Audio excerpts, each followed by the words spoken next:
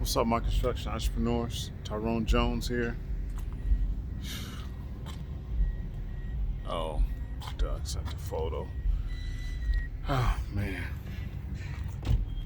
Hey, so I wanted to chat with you guys about is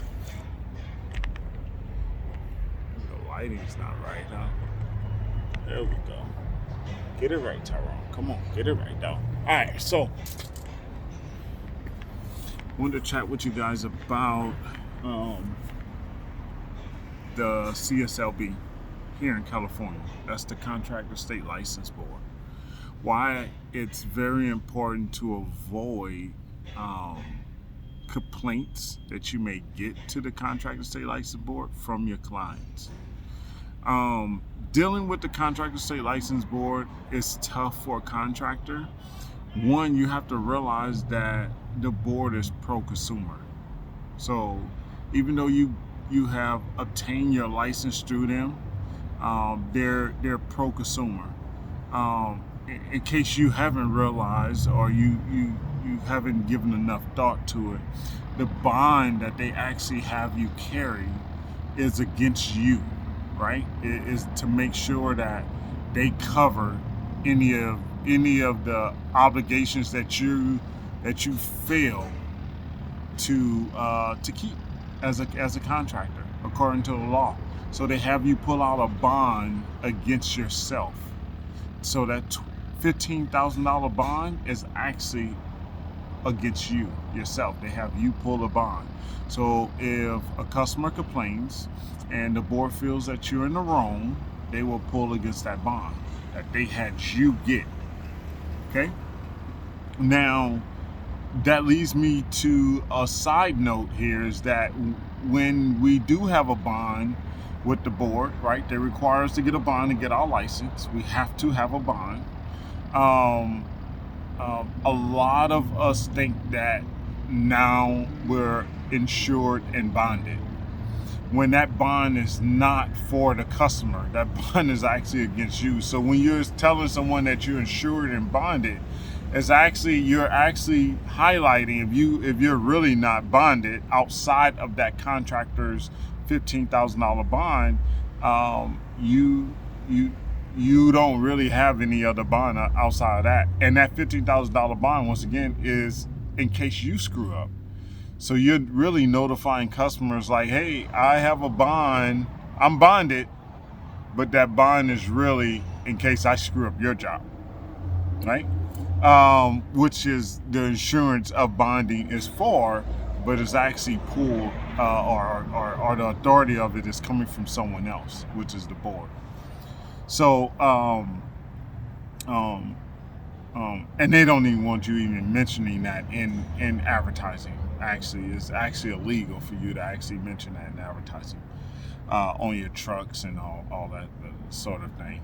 So, dealing with the board, you have to understand that once you get a complaint, they're going to find something wrong. Now, a lot of people say, hey, you're being a little harsh with this, well, I want anyone that has dealt with the board on any issues to speak up. Leave a comment and let us know about your experience with the board. Now, I'm not saying that the board is all bad. I'm not saying that. I'm just saying that if you do get into a complaint, you can find the board looking for things outside of the complaint. There's things like the size of your font on your contract, the positioning of wording on your contract. Now, all this is the law. A lot of it is very small and that we don't know about, right? We don't know about what size font we need to have on our contracts. That's not a thing that gets brought up quite a bit. But they will bring up font size on your contract.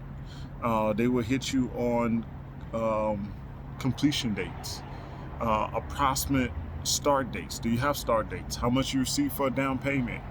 Did you get paid before there was material drop? So it could be a complaint about something else that you could be right about, but the board is going to find in some area of you doing wrong. So you want to avoid at all costs. You really want to do it, avoid at all costs getting the board involved in any of your customer relation actions, right? Relationships, especially if there's an issue. You always want to try to resolve it before it gets to the board. And then the first step, once it gets to the board allows you time to resolve it.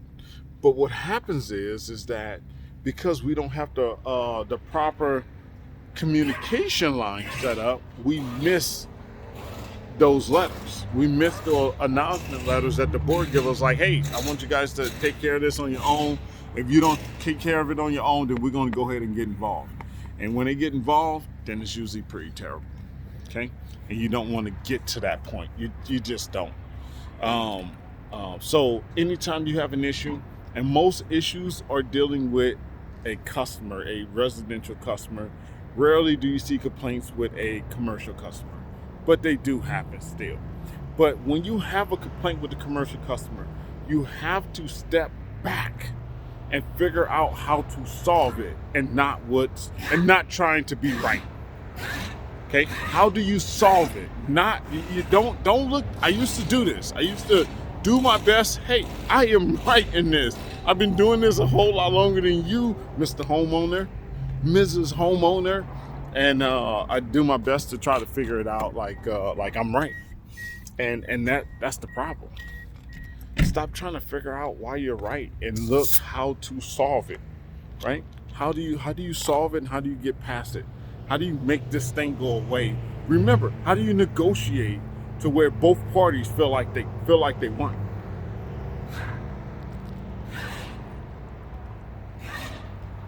Excuse me. How do you negotiate to where both parties feel like they won? And solve this and get it over with and done. Even if you got to give back money. A lot of us is like, no, I'm not giving back any. Actually, that stuff is already spent. But, I bring this up because I just recently, with one of my partnerships, we had an issue where we did a job with a customer, and that customer wants to get paid back, and we're going to be giving that customer money back to avoid long-term issues. Why are you doing that? To avoid long-term issues, right? It's easier, kind of why people settle out of court, right? Why do people settle out of court? Why do people figure out some type of agreement before the judgment? Because it's going to be less costly, right? It's you weigh that out. How much is it going to cost me versus dealing with it now? Okay? And you got to look at that when you got complaints. And a lot of times, most of the complaints we are wrong on, okay? Because we don't understand the law. Now, a lot of times we think we're right because of the logic of being a contractor that don't understand the law, okay? Someone's not paying you, right? So someone has not paid you, and you walk off the job. We're like, oh yeah, that's right. Yeah. You haven't paid me, I walk off the job. But legally, you can't just walk off a job like that because you haven't got paid. Okay? You need to send notices. You have to give some type of information. You have to do litigation. The board don't want you just walking off a job because you haven't got paid. How have you tried to resolve it? But nowadays, someone don't pay us, we're like, we're out of here. Bounce. I have done it, right? I haven't gotten in trouble. Oh, you know what? One of my partnerships did do it years ago. It was a senior citizen property, and that's what made it bad, because it doubles when it's senior citizens. But yeah, we walked off because someone didn't pay us, and that came up as an issue. And of course, we won that case because there was a lot more involved in it. But you have to be careful. And you want to resolve it before it gets there, even though if you feel you are right. So I'm going to let you guys go with that. I'm going to pick up more from this. I'm about to go in here, get some work done on this car real quick. But hey, my construction entrepreneurs, solve the issues Solve them before it gets any bigger. Realize that you can save a lot more headache, issues in the long run if you take care of it, figure out how to squash it right in the beginning. Okay? I'm gonna let you go with that. Hustle hard, then hustle harder. Right.